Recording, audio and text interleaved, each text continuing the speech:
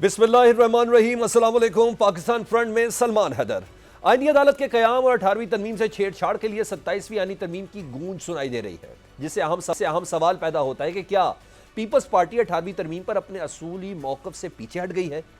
Chairman Peoples Party Bilawal Bhutto के social media बयान से नई बहस छिड़ गई है। बिलावल भुट्टो ने कहा है कि वजीर आजम शहबाज शरीफ ने पीपल्स पार्टी से 27वीं तरमीम की हिमायत की दरख्वास्त की है। तरमीम में आईनी अदालत का कयाम, एग्जीक्यूटिव मजिस्ट्रेट्स और जजेस के तबादले शामिल हैं। बिलावल भुट्टो के मुताबिक मुस्लिम लीग नून के वफ्द ने वजीर आजम शहबाज शरीफ की सरबराही में सदर आसिफ अली जरदारी और उनसे मुलाकात की, जिसमें 27वीं आईनी तरमीम पर हिमायत मांगी गई। बिलावल भुट्टो ने कहा कि तरमीमी पैकेज में एनएफसी अवार्ड में सूबाई हिस्से के तहफ़्फ़ुज़ को खत्म करने की तजवीज़ भी शामिल है, जो सूबों के माली इख्तियारात पर असरअंदाज हो सकती है। बिलावल भुट्टो ने बताया कि तरमीमी मुसवदे में आइन के आर्टिकल 243 में तब्दीली की बात भी की गई है। तजावीज़ में तालीम और आबादी की मनसूबाबंदी के इख्तियारात वफाक को वापस देने की बात की गई है, यानी ये इख्तियारात सूबों से लेकर दोबारा मरकज के पास आ जाएंगे। बिलावल ने यह भी कहा कि तरमीमी पैकेज में इलेक्शन कमीशन की तैनातियों पर डेडलॉक खत्म करने के लिए तजावीज़ भी शामिल है, ताकि मुस्तकबिल में तैनातियों के मामले पर सियासी बहरान से बचा जा सके। बिलावल भुट्टो जरदारी ने कहा कि पाकिस्तान पीपल्स पार्टी ने इस मामले पर हतमी फैसला करने के लिए सेंट्रल एग्जीक्यूटिव कमेटी का इजलास 6 नवंबर को तलब कर लिया है। यह इजलास सदर आसिफ अली जरदारी के दोहा से वापसी के बाद मुनक्किद होगा। उन्होंने वाज़ेह किया कि पार्टी की मरकजी क़यादत ही 27वीं आईनी तरमीम पर पीपल्स पार्टी की हतमी पॉलिसी का फैसला करेगी। ज़राए के मुताबिक वफाकी हुकूमत ने 27वीं आईनी तरमीम मुजव्वज़ा मुसवदे पीपल्स पार्टी के हवाले कर दिया है और इत्तेहादी जमातों से मुशावरत मुकम्मल करने के बाद हतमी मुसवदा पार्लियामेंट में पेश किया जाएगा। वफाकी हुकूमत की 27वीं आईनी तरमीम में मुजव्वज़ा तरामीम की तफसीलात सामने भी आई हैं। ज़राए बताते हैं कि मुजव्वज़ा तरमीम में आइन के article 160, Sheikh 3A, article 213, article 243 और आर्टिकल 191A समेत मुतादिद दफ़ात में तब्दीलियों की तजावीज़ शामिल है। ज़राए बताते हैं कि मुजव्वज़ा तरमीम एक जामे आइनी पैकेज है, जिसका मकसद अदलिया, मालियाती तकसीम के निज़ाम और वफाक और सूबों के दरमियान इख्तियारात के तवाज़ुन में बुनियादी तब्दीलियाँ लाना है। वज़ीर मुमलिकत बराए कानून बैरिस्टर अकील मलिक का कहना है कि 27वीं आईनी तरमीम के बाज़ाब्ता ड्राफ्ट पर अब तक कोई काम शुरू नहीं हुआ, लेकिन वक्तन फ़वक्तन इस पर बातचीत ज़रूर होती रहती है। आईनी अदालतों का क़याम 26वीं तरमीम का भी हिस्सा था, अब भी इस पर बात हुई है। दहशतगर्दी और इंतहा पसंदी समेत दीगर अहम मसाइल से मुतालिक आगाही के लिए मरकजी तालीमी निसाब होना ज़रूरी है। 26वीं तरमीम में आईनी अदालत की जगह सुप्रीम कोर्ट के आईनी बेंचेस का तस्वुर लाया गया, लेकिन अब 27वीं तरमीम में नए ढांचे के तहत एक आईनी अदालत या सुप्रीम कॉन्स्टिट्यूशनल कोर्ट कायम करने की तजवीज़ है, जिससे आईनी तशरीहात का हतमी इख्तियार बदल जाएगा। ज़राए बताते हैं कि आईनी अदालत में आइन के आर्टिकल 184, 185 और 186 से मुतालिक दरख्वास्तों की समाअत होगी। आईनी अदालत की तश्कील में चारों सूबों और वफाक के जजेस की नुमाइंदगी की तजवीज़ है। आईनी अदालत में सूबों की तरफ से आइन की तशरीह के मामला भी ज़ेर गौर आ सकेंगे। मफाद आमा के दीगर केसेस मौजूदा सुप्रीम कोर्ट में सुने जाएंगे, जबकि आईनी अदालत आईनी दरख्वास्तों की समाअत करेगी। आईनी अदालत में सूबों की तरफ से आइन की तशरीह के मामला भी ज़ेर गौर आ सकेंगे।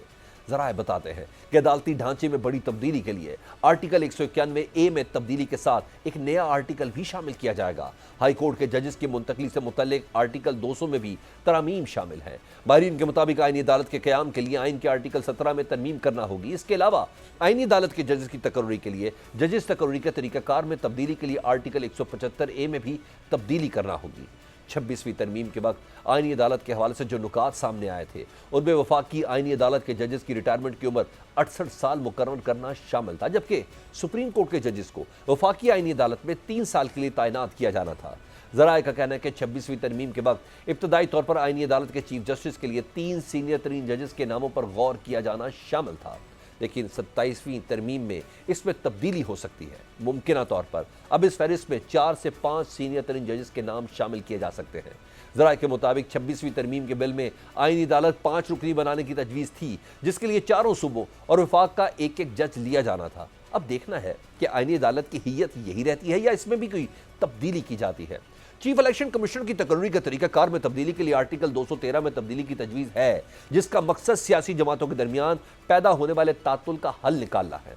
मुजव्वज़ा 27वीं तरमीम के तहत सूबों के वफाकी महसूलात में हिस्से की आईनी ज़मानत खत्म करने की तजवीज़ है, जो 18वीं तरमीम के बाद सूबाई खुद मुख्तारी की इलामत समझी जाती थी, जिसके लिए आर्टिकल 160 और शेख 3 में तरमीम की तजवीज़ है। 18वीं तरमीम के इख्तियारात की वापसी भी मुजव्वज़ा 27वीं तरमीम का हिस्सा होगी। तालीम और आबादी की मनसूबाबंदी के शुबे दोबारा वफाक के मातहत लाने के लिए शेड्यूल 2 और 3 में तब्दीली की तजवीज़ दी गई है। बिलावल भुट्टो के बयान से एक बात तो वाज़ेह हो गई, कि उनकी मौलाना फजल रहमान से मुलाकात का एजेंडा 27वीं तरमीम ही था, क्योंकि 26वीं तरमीम में भी मरकजी किरदार बिलावल भुट्टो और मौलाना फजल रहमान का ही था। यूँ लगता है कि वफाकी हुकूमत एक बार फिर आईनी तरमीम का टास्क बिलावल भुट्टो के सुपुर्द करने जा रही है, लेकिन सूबाई खुद मुख्तारी से मुतल्लिक 18वीं तरमीम के हवाले से पीपल्स पार्टी का मौक़िफ़ हमेशा से इंतहाई सख्त रहा है। अब सवाल ये है कि क्या पीपल्स पार्टी सूबाई खुद मुख्तारी और NFC अवार्ड में सूबों के हिस्से पर कंप्रोमाइज़ करने के लिए तैयार होगी? अगर ऐसा है तो फिर इसके बदले में पीपल्स पार्टी को क्या मिलने जा रहा है? दूसरा ये भी देखना होगा कि 26वीं तरमीम के बाद मौलाना फजल रहमान को शिकवा रहा है कि उनसे किए गए कुछ वादे पूरे नहीं किए गए।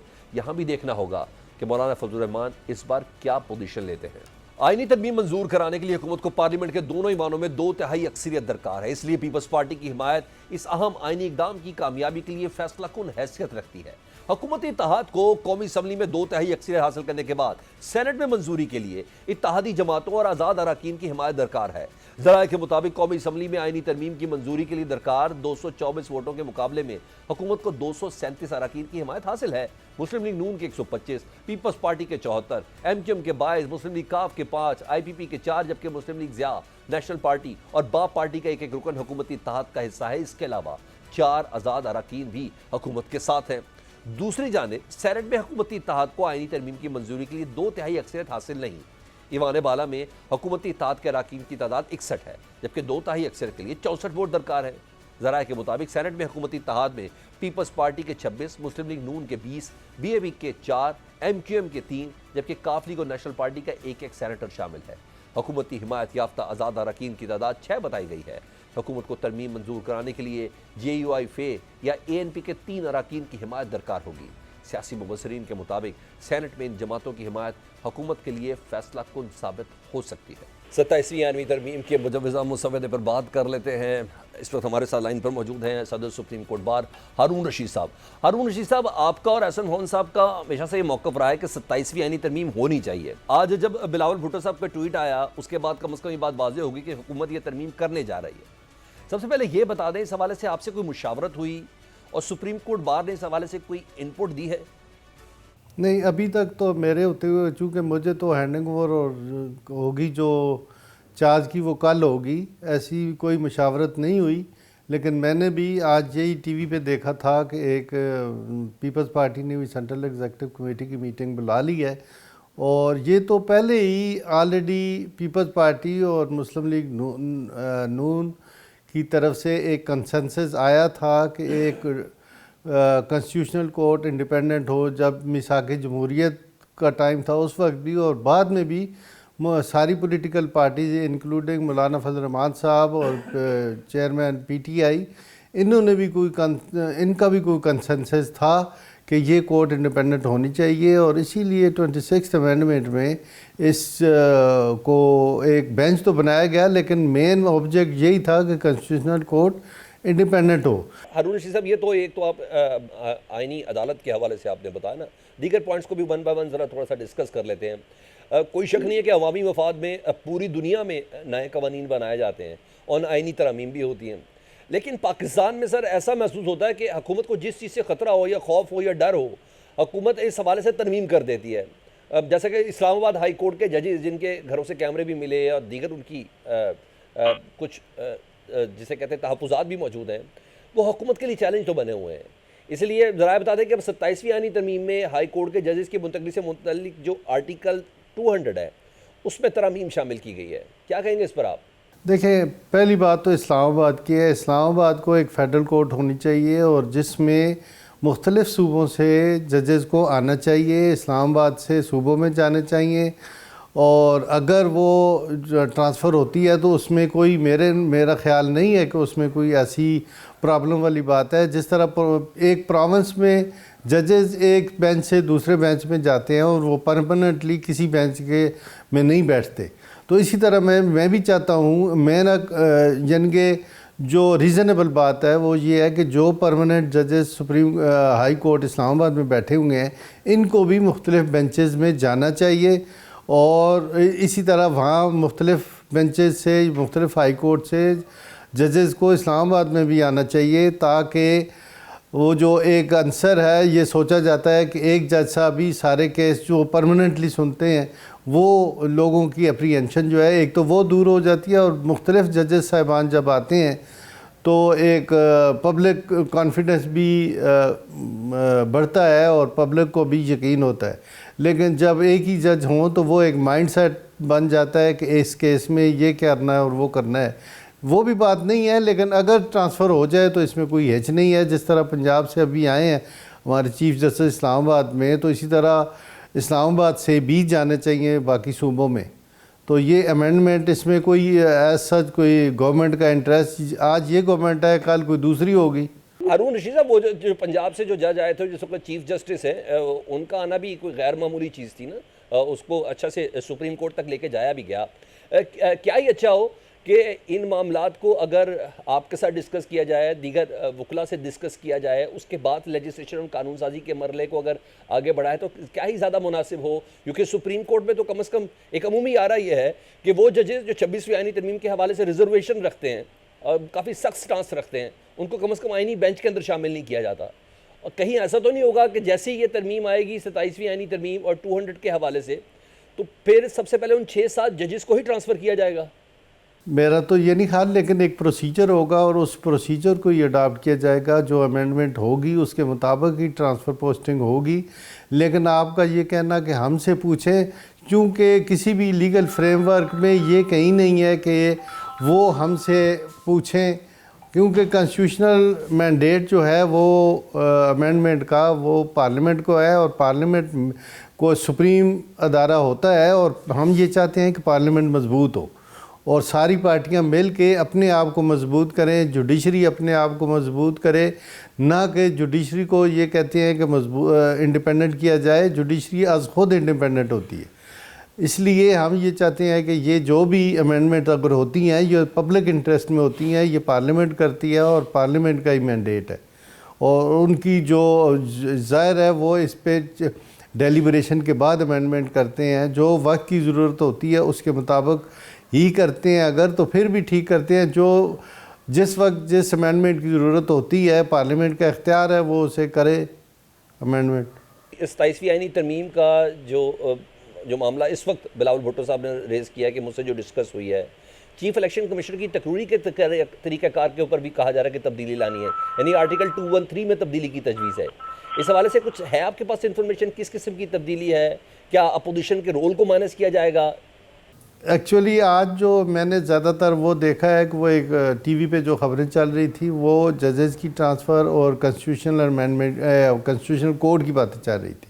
तो बाकी इन डिटेल इलेक्शन कमीशन का जिक्र तो आया था, लेकिन ये नहीं बताया गया कि उसमें क्या है। तो वो अगर पूरा ड्राफ्ट देखा जाए तो उसके मुताबिक अगर बात की जाए तो वो ज़्यादा बेहतर होगी। आपके सामने कोई भी चीज़ नहीं है और आपके पास भी उतनी इन्फॉर्मेशन है जो बिलावल भुट्टो ज़रदारी साहब ने अपने ट्वीट में शेयर की। अब जी वो अभी तक हमारे सामने नहीं आई। बहुत शुक्रिया हारून रशीद साहब, सदर सुप्रीम कोर्ट बार। हम रहते हैं मजीद इस पर जान लेते हैं, क्योंकि पाकिस्तान पीपल्स पार्टी ने सेंट्रल एग्जीक्यूटिव कमेटी का इजलास बुला लिया है और सेंट्रल एग्जीक्यूटिव कमेटी के मेंबर हैं शैला रज़ा साहिबा।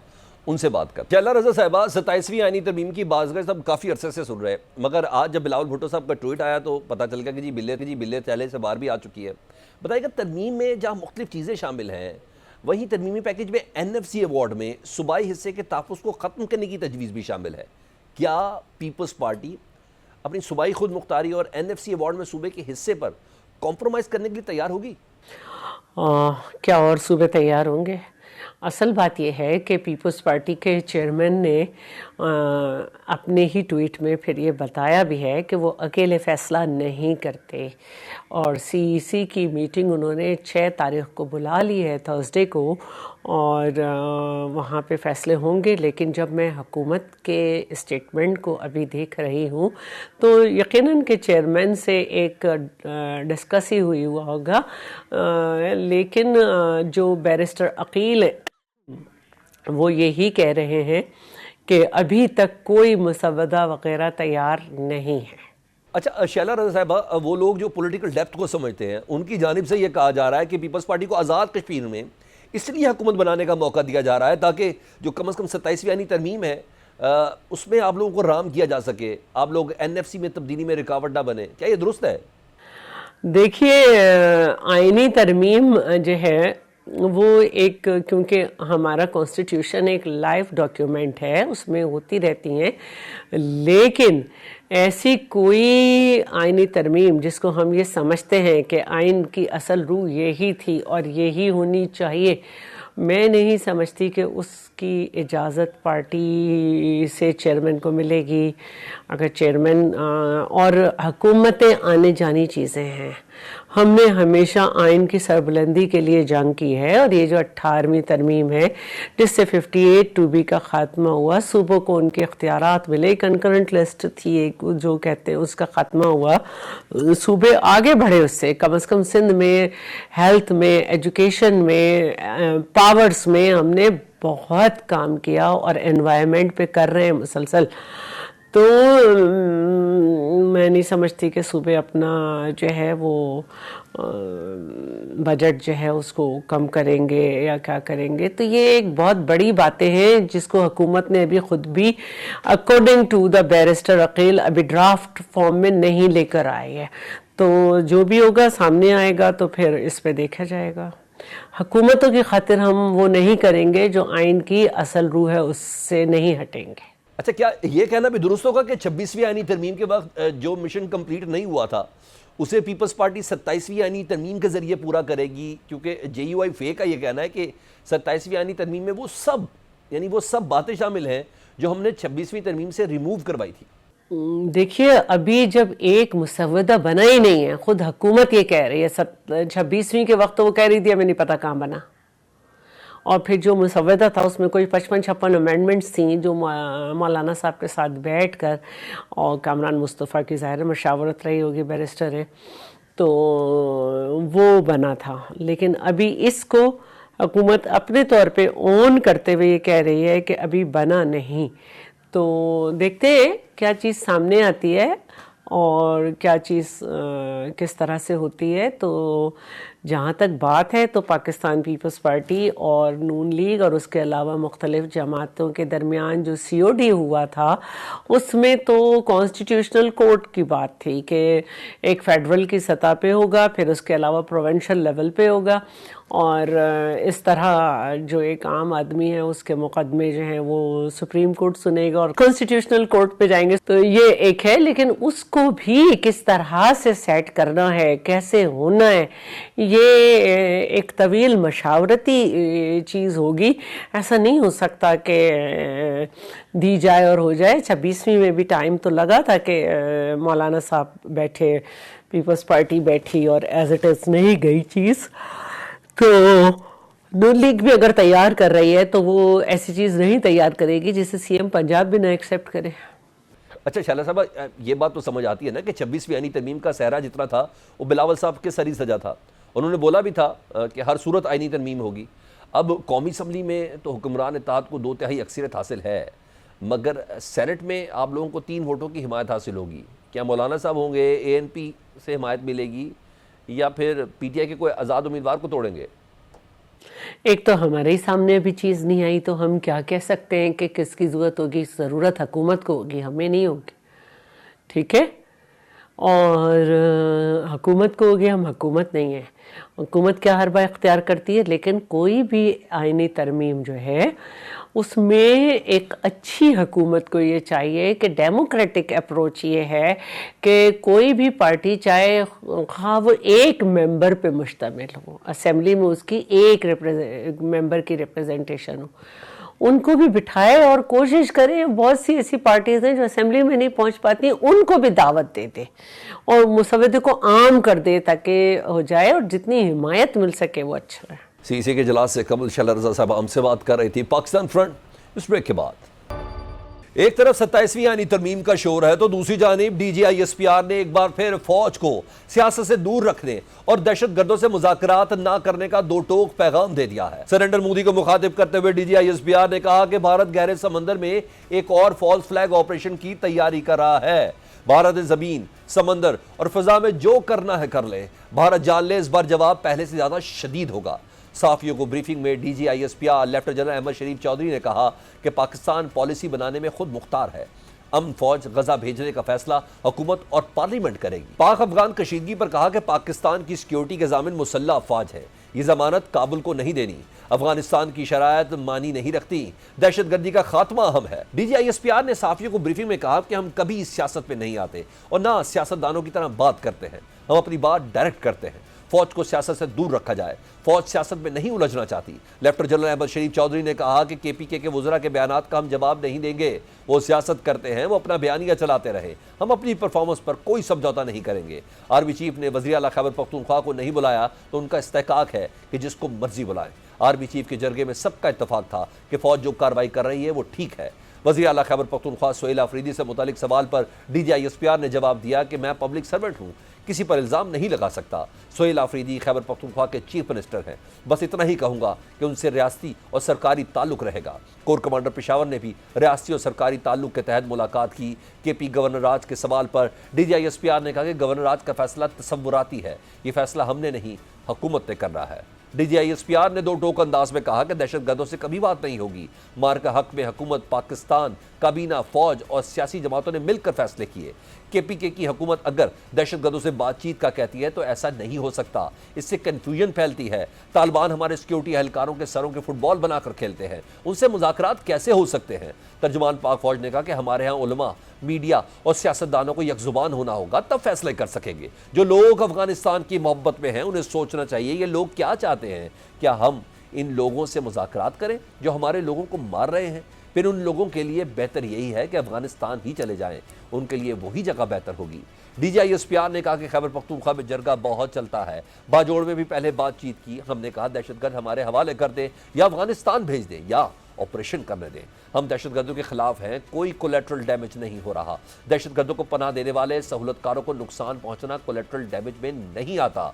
DGISPR लेफ्टिनेंट जनरल अहमद शरीफ ने कहा कि TTP, BLA और दीगर तहजीबों के खिलाफ कार्रवाइयां जारी हैं। फितनतुल खवारिज के खिलाफ ऑपरेशन में 1667 दहशतगर्द मारे गए। ताहम सियासी जराइम पेशा और दहशतगर्द ग्रुप्स मुल्क में जराइम और स्मगलिंग रोकने में रुकावट है।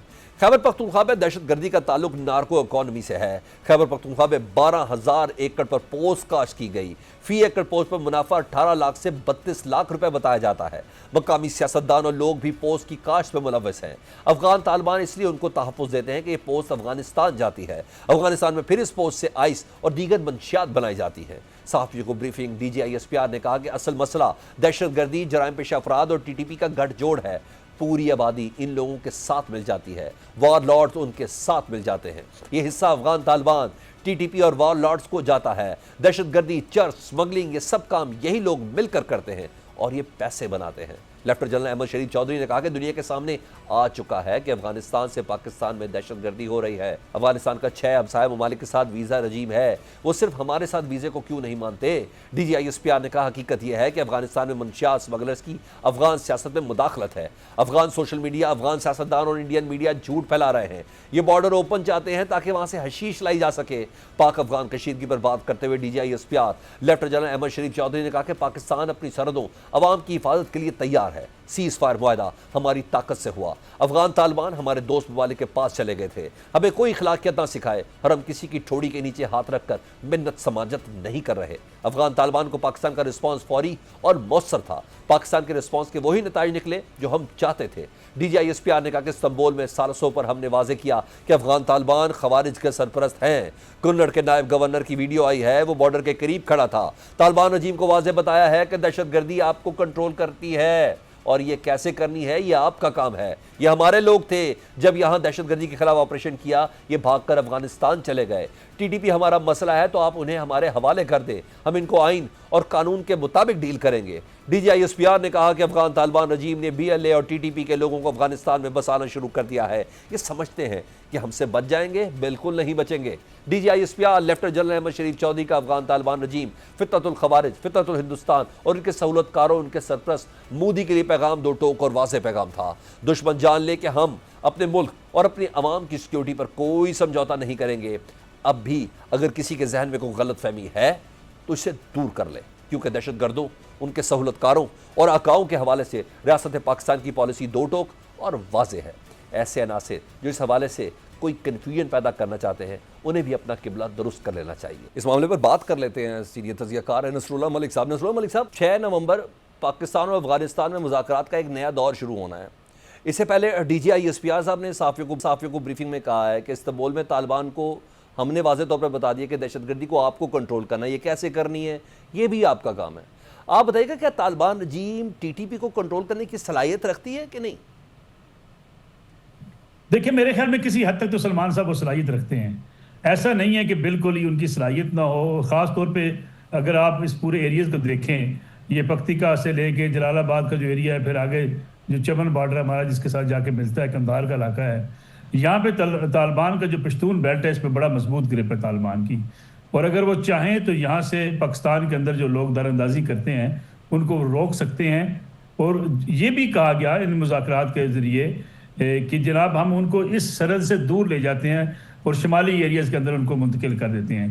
तो पाकिस्तान ने आगे से बड़ा वाज़ेह अंदाज में कहा कि भाई ये कि क्या तरीका है, एक बंदा अगर यहाँ पे कार्रवाइयाँ कर रहा है, दहशतगर्दी कर रहा है, अब उसकी प्लेसमेंट चेंज भी कर देंगे तो उसका नुकसान तो होगा, वो फिर वो कोई ना कोई कार्रवाई कर देगा। तो मेरे ख्याल में आज जो DGI SPR lieutenant general Ahmed Sharif साहब ने बड़ा वाज़ेह एक चीज़ कही है। उन्होंने कहा जी कि सीज़ फायर जो है ये मशरूत है। ये सीज़ फायर उस वक्त तक मशरूत है जब तक हमारे पाकिस्तान के मासूम शहरियों पर, पाकिस्तान के फौजी जवानों पर, पाकिस्तान के फोर्सेस के ऊपर हमले बंद नहीं होते। और अगर कोई खुदा न खास्ता दोबारा हमला होता है तो सीज़ फायर समझें ख़त्म है। हमने सीज़ फायर इसलिए किया है कि आप बिहेव करेंगे, आप उन लोगों के खिलाफ कार्रवाई करेंगे, उनके कैंप्स के खिलाफ कार्रवाई करेंगे, उनको डिसमेंटल करेंगे वहाँ पे जो लोग मौजूद हैं। तो मेरे ख्याल में ये कहना है कि उनकी सलाहियत नहीं है। एक वक्त था कि जब ये एतराज़ किया जा सकता था, लेकिन अब उस वक्त ये कहते थे कि फ़लाँ एरियाज़ में जो है वो बैरूनी फोर्सेज हैं, फ़लाँ एरिया तालिबान के पास है। अब तो पूरा अफगानिस्तान तालिबान की अबूरी हुकूमत के पास है। तो मेरे ख्याल में ये कोई एक्सक्यूज़ नहीं है। दूसरा जिसका जिक्र आपने किया 6 नवंबर के हवाले से, 6 नवंबर शायद मुज़ाकरात नहीं है, आज उन्होंने वजाहत भी की इसकी। ये सिर्फ जायज़ा लेना है कि जो बातें तय पाई थी और जो कुछ मुज़ाकरात के नतीजे में जिस पे हम पॉइंट्स के ऊपर यकसू हुए थे दोनों तरफ के वफूद, उस पर पेशरफ्त कहाँ तक हुई है, जो हमें गारंटीज दी गई हैं उस पर पेशरफ्त कितनी है, और जो हमें बताया गया था कि सीज़ फायर के साथ ही हम इन जगहों पे अपनी कार्रवाई करेंगे और वहाँ से लोगों के जो दस्ते तश्कील दी जाते हैं उसको रोक देंगे। तो इसका जायज़ा लेने के लिए ये इजलास होगा। बुनियादी चीज़ जो है एक ही है कि पाकिस्तान ने बड़ा वाज़ेह कर दिया है कि अफगानिस्तान से दारंदाजी किसी सूरत भी पाकिस्तान के लिए साथ ना रिजर्वेशंस भी कुछ शेयर है ना, बल्कि आप यूं कह लें अफगानिस्तान तालिबान ने इल्ज़ाम भी लगाया कि अमेरिका पाकिस्तान की सरजमीन इस्तेमाल कर रहा है ड्रोन के हवाले से। DGI SPR ने आज कहा कि हमारा तो अमेरिका के साथ कोई मुआहदा भी नहीं है और तालिबान रजीम की जानिब से कोई बाज़ाब्ता शिकायत भी मौसूल नहीं हुई। बताइएगा अफगानिस्तान को इस झूठे दावे की क्या ज़रूरत पेश आई? असल में अफगानिस्तान के अंदर तालिबान के 2 ग्रुप हैं। एक ग्रुप जो है उसका टिल्ट नजर आता है हिंदुस्तान की तरफ और वही मामलात को ज़्यादा ख़राब कर देता है। अब ये कहना कि पाकिस्तान की तरफ से उनके ऊपर हमले किए जा रहे हैं, हमने कोई हमला नहीं किया, हम किसी ड्रोन अटैक के अंदर नहीं हैं और किसी जगह पे अमेरिकन फोर्सेस पाकिस्तान में नहीं हैं कि उनके खिलाफ कार्रवाई करें। हाँ, हमने कार्रवाई खुद किया जब हमारे ऊपर हमला किया गया, हमने खुद वहाँ पे अपने ड्रोन्स भेजे हैं। अब उनको ये रिलेट करना कि जी किसी गैर मुल्की फौज ने भेजे हैं, मेरे ख्याल में सिर्फ ये आंखें चुराने वाली बात है। दरअसल मसला ये है कि वहाँ 2-3 किस्म के स्कूल ऑफ थाट हैं। एक स्कूल ऑफ थाट जो है वो कलदम तंजीम जो है तालिबान, उनके साथ उनकी ज़हनी हमांगी मौजूद है, इसलिए वो उनके हवाले से एक सॉफ्ट रवैया रखते हैं। हमारा सॉफ्ट रवैया नहीं है। हम कहते हैं जी कि जो भी पाकिस्तान के खिलाफ, पाकिस्तान की सालमियत के खिलाफ, हमारे मासूम बच्चों के खिलाफ हथियार उठा रहा है वो हमारा दुश्मन है और ना हम उनसे कोई मुज़ाकरात करेंगे ना बातचीत करेंगे, बल्कि उनके खात्मे तक हम ये जंग लड़ते रहेंगे। बहुत शुक्रिया नसरुल्लाह मलिक साहब। DGI SPR की प्रेस कॉन्फ्रेंस पर एक पॉलिटिकल वर्जन भी दे रहे थे। सिक्योरिटी से मुतल्लिक मामलात किस हद तक फ़ौज ने अपने हाथ में लिए हुए हैं और किस हद तक इलाके के लोगों की, स्पेशली खैबर पख्तूनख्वा की हुकूमत की जिम्मेदारी है, उससे मुतल्लिक आगाह कर रहे थे। आगे बढ़े, हमास गजा अमन मुआहदे पर पूरी तरह कारबंद है। इसराइल की जानिब से मुआहदे की खिलाफ वर्जियों का सिलसिला जारी है। इस्तांबुल में गजा अमन मंसूबे पर 8 इस्लामी ममालिक का मुशावरती इजलास हो रहा है। पाकिस्तान की नुमाइंदगी नायब वज़ीर आज़म इसहाक डार कर रहे हैं। इजलास में सऊदी अरब, कतर, अमारात, इंडोनेशिया, उर्दन और मिस्र के वज़राए ख़ारजा भी शिरकत कर रहे हैं। इजलास का मकसद जंग बंदी पर अमल दरामद और इंसानी इमदाद की फराहमी के हवाले से मुश्तरका हिकमत अमली तय करना है। इजलास में गजा में इमदादी सामान की फराहमी में रुकावटों और इसराइल की जानिब से इंसानी इमदाद के वादे पूरे न करने के मामले पर बातचीत होगी। तजियाकारों का कहना है कि फील्ड मार्शल सईद आसिम मुनीर के मिस्र, उर्दन और सऊदी अरब के दौरों के तनाजुर में मुशावरती इजलास इंतहाई अहम करार दिया जा रहा है, जिसमें गजा अमन मनसूबे के हवाले से अहम फैसले मुतवक्के हैं। दूसरी जानिब इसराइली फौज की जानिब से गजा में सीज़ फायर मुआहदे की संगीन खिलाफ वर्जियाँ जारी हैं। काबिल फौज ने एक रोज़ में मजीद 3 फ़लस्तीनी शहीद कर दिए। अरब मीडिया की रिपोर्ट के मुताबिक इसराइली फौज ने मुख्तलिफ इलाकों में फ़लस्तीनियों को निशाना बनाया। जंग बंदी के आगाज़ से अब तक इसराइली फौज के हाथों 236 फ़लस्तीनी शहीद जबकि 600 जख्मी हो चुके हैं। गजा की सिविल डिफेंस एजेंसी ने बताया कि मगरबी इलाके में इसराइली फौज के हमलों के बायस तबाहशुदा इमारत के मलबे से मजीद 2 फ़लस्तीनियों की लाशें निकाल ली गई हैं। खान यूनुस समेत दीगर इलाकों में भी लाशों को निकालने के लिए रेस्क्यू ऑपरेशन जारी है। रिपोर्ट के मुताबिक गजा में इसराइली फौज के हाथों शहीद होने वाले फ़लस्तीनियों की मजमूई तादाद 68,858 हो गई है, जबकि 1,70,664 अफराद जख्मी हो चुके हैं। उधर काबिल फौज की मगरबी किनारे में भी कार्रवाइयाँ जारी हैं, जहाँ घर घर तलाशी के दौरान बच्चों समेत 21 फ़लस्तीनियों को गिरफ्तार कर लिया गया। अक़वाम मुत्तहिदा का कहना है कि इसराइल गजा अमन मुआहदे के तहत पूरी इमदाद गजा जाने नहीं दे रहा। गजा में मुआहदे के तहत रोज़ाना 600 इमदादी ट्रकों की बजाय सिर्फ 145 ट्रकों को जाने की इजाज़त दी जा रही है। अक़वाम मुत्तहिदा का कहना है कि अमन मुआहदे के तहत इसराइली इमदाद के सिर्फ एक हिस्से की तरसील की इजाज़त दे रहा है। इसराइल की जंगबंदी मुआहदे की खिलाफ वर्जियों के बावजूद हमास अमन मुआहदे पर मुकम्मल तौर पर अमल दरामद कर रहा है। हमास ने मजीद 3 यरगमालियों की लाशें इसराइल के हवाले कर दी। इसराइली फौज ने रेड क्रॉस से यरगमालियों की लाशें मौसूल होने की तस्दीक कर दी है। इसराइली मीडिया के मुताबिक लाशों को शनाख्त के अमल के लिए तेल अवीव के अबू कबीर फॉरेंसिक इंस्टीट्यूट मुंतकिल कर दिया गया है। हमास इससे कबल 17 यरगमालियों की लाशें इसराइल के हवाले कर चुकी है और अब तक मजमूई तौर पर 20 लाशें इसराइली हुक्काम के सुपुर्द की जा चुकी हैं। इसराइली हुक्काम का कहना है कि हमास के पास अब भी 8 यरगमालियों की लाशें मौजूद हैं। तजियाकारों का कहना है कि इस्तांबुल में इस्लामी ममालिक का इजलास अच्छी पेशरफ्त है, लेकिन इसराइल किसी की सुनने को तैयार नहीं। सदर ट्रंप भी मुआहदे पर पहरा देने की बजाय सिर्फ हमास को धमकियां दे रहे हैं। इस्लामी ममालिक को चाहिए कि वो अमन मुआहदे की खिलाफ वर्जियों पर इसराइल और अमरीका को दो टोक पैगाम पहुंचाए। ऐसा न हुआ तो आने वाले दिनों में इसराइल गजा को एक बार फिर नहते फ़लस्तीनियों के लिए जहन्नुम बना देगा। गजा के मसलूम फ़लस्तीनियों को नेतन्याहू के रहम करम पर छोड़ने की बजाय इस्तांबुल से वाज़ेह पैगाम जाना चाहिए। गजा में आलमी फ़ौज की तैनाती और उसमें मुस्लिम ममालिक की फ़ौज की शमूलियत के हवाले से भी वाज़ेह रोड मैप दिया जाना चाहिए। इसके अलावा गजा का कंट्रोल फ़लस्तीनियों के हवाले करने से मुतल्लिक भी हिकमत अमली सामने लाना होगी। आज़ाद, काबिल बका और फ़लस्तीनी रियासत के क़याम के हवाले से भी पेशरफ सामने आनी चाहिए। इस सूरत में इसराइली पसंदाना और जारहाना अज़ाम को रोका जा सकता है। पाकिस्तान फ्रंट इस ब्रेक के बाद एक और अहम तरीन खबर यह है कि लंदन के बाद न्यूयॉर्क का मेयर भी एक मुसलमान बनने जा रहा है। डेमोक्रेट उम्मीदवार ज़ोहरान ममदानी मेयर न्यूयॉर्क के लिए फेवरेट करार दिए जा रहे हैं। मेयर न्यूयॉर्क के ड्रामाई इंतखाब से एक दिन कबल मुसलमान उम्मीदवार ज़ोहरान ममदानी को अपने मुखालफिन पर वाज़ेह बरतरी हासिल है।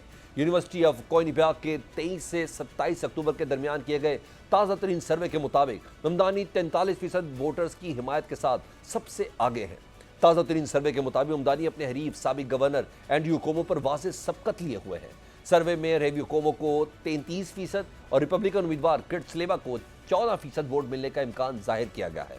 न्यूयॉर्क में मेयर के इंतखाब से कबल सियासी दर्जा हरारत अरूज पर पहुंच चुका है। एक गैर मुतवक्के मगर भरपूर इंतखाबी मुहिम के बाद अमरीकी तारीख का ये मौका मुनफरिद करार दिया जा रहा है, जब एक मुसलमान, सोशलिस्ट और इमिग्रेंट उम्मीदवार ज़ोहरान ममदानी डेमोक्रेटिक पार्टी की जानिब से सबसे मजबूत उम्मीदवार के तौर पर सामने आए हैं।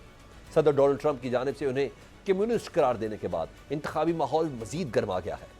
ज़ोहरान ममदानी के अरूज ने न सिर्फ डेमोक्रेट पार्टी के अंदर नजरियाती तकसीम को नुमाया कर दिया है, बल्कि न्यूयॉर्क की सियासत में एक नए दौर का आगाज भी कर दिया है, जिसमें रवायती क़यादत के मुकाबले में नई नस्ल की आवाज़ बुलंद हो रही है।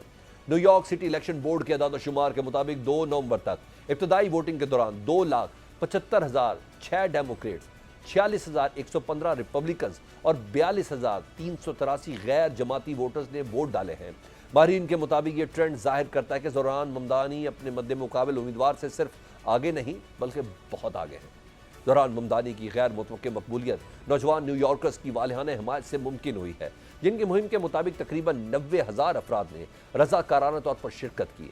ममदानी की इलेक्शन कैंपेन में उर्दू तराना भी सबकी तवज्जो का मरकज रहा है। कोलंबिया यूनिवर्सिटी के सियासियात के प्रोफेसर लिंकन मिचेल ने कहा कि ममदानी एक गैर मामूली सियासी शख्सियत है जो मौजूदा दौर के जज्बात की अक्कासी करते हैं। ये वो लम्हा है जब अमेरिका के सबसे बड़े शहर में ट्रंप मुखालिफ आवाज़ आलमी खबरों में जगह पा रही है। न्यूयॉर्क के एक मुस्लिम मेयर का उम्मीदवार होना बजाते खुद एक बड़ी खबर है। 34 साल ममदानी ने अपने मुखालफिन पर इस्लाम मुखालिफ बयानात देने का इल्ज़ाम आयद किया है और कहा है कि रिपब्लिकन्स और डेमोक्रेट्स दोनों ने इस्लामोफोबिया के इस रुझान को फैलाया है जो हमारे शहर में जड़ें पकड़ चुका है। एक मुसलमान जनूबी एशियाई निजात और सोशलिस्ट उम्मीदवार का सफ़े अव्वल में आ जाना इस बात का सबूत है कि अमेरिका के शहरी बिलखसूस नौजवान नस्ल रवायत से हटकर नई क़यादत को आजमाने के लिए तैयार है।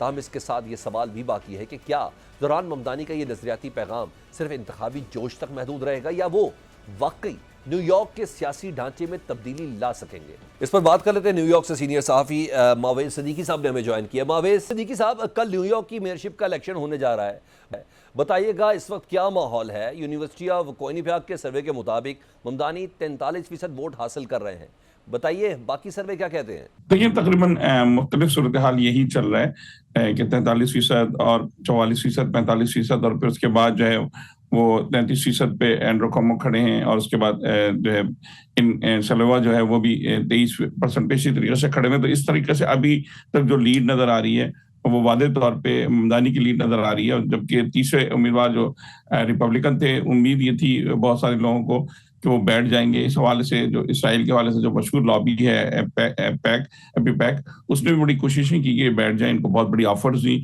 लेकिन ये अपनी मिजाज के जिद्दी आदमी सलवा और वो नहीं बैठे। तो इस लिहाज से जो है वो इस तरीके से हम ये वादे तौर पे देखते हैं कि ये गैप जो है वो कम नहीं हुआ है। आगे पीछे 2-4 पॉइंट चल जाता है और उम्मीद यही की जा रही थी कि आखिर में ये काफी जो है वो नैरो मार्जिन रह जाएगा, लेकिन ममदानी ने अपनी स्पीड को जो है वो सलामत रखा, बरकरार रखा, और अब मजीद जो है यही सामने नजर आ रही है सूरत हाल के उनके जीतने के इम्कानात बढ़ते जा रहे हैं, वादे होते जा रहे हैं। एन मौके पे सलवा अगर बैठ जाएं तो शायद डिफरेंस हो सूरत हाल, लेकिन इस वक्त ये नजर आ रहा है। और जो पॉली मार्केट जिसपे बिटिंग वगैरह शायद होती है, उसमें जो है ना इनको परसेंटेज जीतने की है इनकी, यानी हिमायत की नहीं बल्कि जीतने की परसेंटेज 94 बताई जा रही है। तो इस तरीके से हम ये देखते हैं कि जिस तक मुख्तलिफ पोल सर्वेज वगैरह आ रहे हैं उसमें ममदानी की लीड नजर आ रही है। लेकिन दूसरी तरफ ये बात भी है कि आखिरी लम्हा तक जब तक मामला खत्म नहीं हो जाता, जब तक